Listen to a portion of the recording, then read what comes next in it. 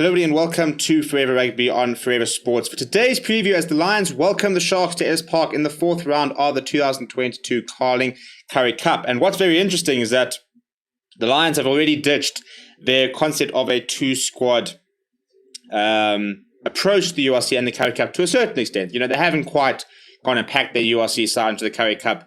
But what they have, I think, identified is the fact that there was always going to be limited opportunity for certain players within the URC.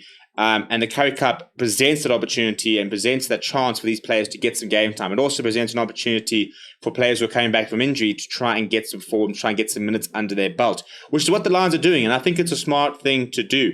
It was an interesting idea. And I think that, as I said, the bulk of the squad has remained quite the same. So it still is a very young Lions outfit.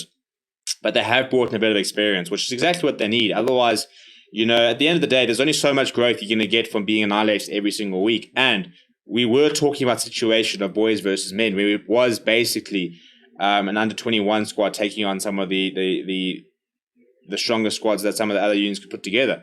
I think that if we looked at the last time the Lions played, I think they only had about 4 players over the age of 21 years old. For a Currie Cup match, they were playing against some very good players. So I think it's probably the right decision to make. I mean, it's interesting to see the sort of difference it makes, but look at other unions, they really are starting to, their Currie Cup sides are demonstrating their depth, because they never went and said, we're going to use our youngsters exclusively. They kind of said that they would use, whoever's not playing the URC on the Friday might play in the URC in the Currie Cup on Wednesday, that kind of thing. And still use the Currie Cup very much to try and almost audition for the URC. But it's two very good sides this weekend. I think I'm hoping that the Lions should be a lot more competitive with bringing a couple of experienced players. Before we look at the two teams, please do smash like on the video and subscribe to the channel as well. We're going to start with the home side, and this is how the Lions will line up. So immediately at loose head, we are going to see JP Smith start, who is a very experienced prop, been around the block quite a lot. And he's next to the youngsters and Damien Fenter and Asin and Tlabakanya, who will capture the side as per usual. Now, for example, even that's a bit of a small change, but just having a bit of experience in that front row next to two youngsters will help a lot.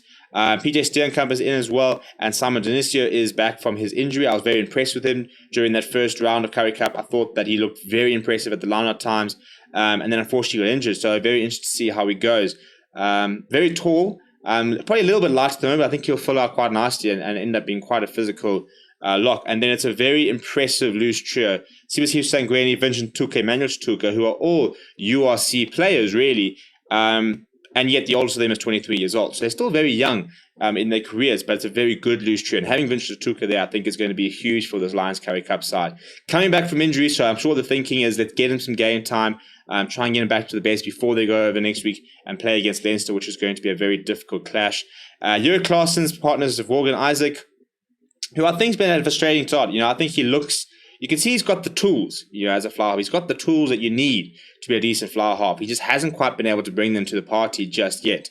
But he did a very good under-20 campaign last season. So it's difficult, especially as fans who don't really watch the junior setups. They then watch somebody play 2 or 3 very mediocre games and kind of write them off, which I think is very poor form from a fan base. If you've never seen a player play before properly and don't understand where they're coming from, don't be so quick to judge.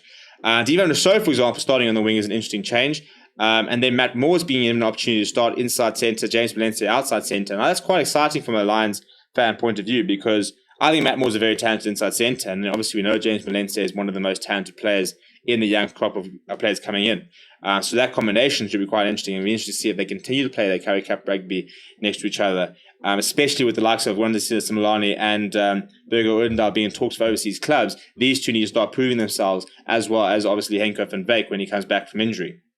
Baldwin Hansen and Kieran Horner, however, keep their spots. I like Kieran Horner. He's very much a Tyron Green type player, very exciting, not necessarily the biggest player, but a lot of sort of passion, heart in the sleeve type player.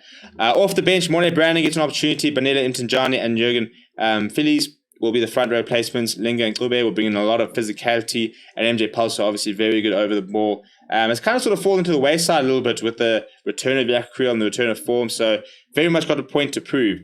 And then Günther Smuts, Fred Zanninger brings a nice sort of experience. So if things are going badly, you've got players who've played at this sort of level for quite a few years and a number of years to try and sort of settle things down. And Tyler Box, who I think is a very much a Springbok potential candidate in the future if he continues the upward trajectory. Is very good for the under-20s and a very exciting talent. And the team they'll be facing, well, this is how the Sharks will line up. Up front, Kwesi Mona, Faison Barter, and Kuta Nkunu. So, Faison Barter's been part of the Springbok alignment camp. Kuta Nkunu very much been on the bench for the URC. The Roots, Reniel Hugo, so it's a very good lock combination. It's a very heavy scrum, I think there's a lot of physicality, especially if you're looking at the loose trio. James Fenter up against his former side, Temalani Boli and Mpilo Gomedi. It's a big pack. It's a very big pack. And I think it's just as well the Lions have added the likes of a PJ Steenkamp, a JSP Smith, a CURRIE, because they're going to need that physicality up against what is, for me, a very impressive Sharks pack. Buddha Chamberlain, after sort of being replaced as a fly half and kind of dropping out of the URC squad, gets an opportunity to try and impress again. He's next to Cameron Wright as the halfback combination. Minus Porchita, Werner Koch, the two wings. Jeremy Ward, Murray Costa, the two centres. And then Yao Penkley at fullback. Interesting to see how he goes at fullback. Hasn't played there too much in his career. So I think it's a very good Sharks 15. In fact, on paper, it's a much better Sharks 15 than the Lions 15, because you look at none of these players are new to this level. They've all been around. They've been playing URC. They've been playing Super Rugby Unlocked. They've been playing Currie Cup for the last couple of years. None of them are new to this level compared to the Lions players who are still trying to adjust. And then if you look at the bench, Dan Juster, Dejan Blula, and Vian Herbst, Emil van Heerden, OJ Noah, the Simone International, Snare Nahamba, Ini Radebe, and Bradley Davids. It's a quality side, and it really is a massive flex of depth. And you think of the Roots, Reniel Hugo as the two locks there. The URC locks, for example, for the Sharks could now be, Hiron Andrews and Eben Etzebeth. That's how good the Sharks squad is becoming. So on paper, you got to back the Sharks, but I think at home, I think the Lions will be a lot better than they have been previously. I think they hopefully should be a lot more competitive. Whether they'll have enough to try and shock this Sharks side is to be seen. But I'm hoping they will be a bit more competitive and it'll be a bit more sort of worth watching. But let me know what your thoughts are down in the comments below. Let me know what your score predictions are. Please do smash like on the video and subscribe to the channel as well. Thank you very much for watching. My name is Stephen. I'll chat to you soon.